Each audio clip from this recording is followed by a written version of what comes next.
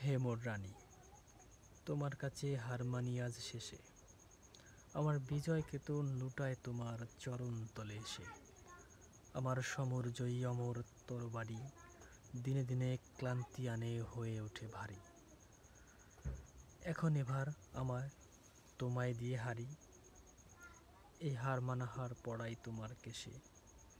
ওগো জীবন দেবী, আমায় দেখে কখন তুমি ফেললে চোখের জল। আজ বিশ্বজয়ীর বিপুল দেউল তাইতে টলমল।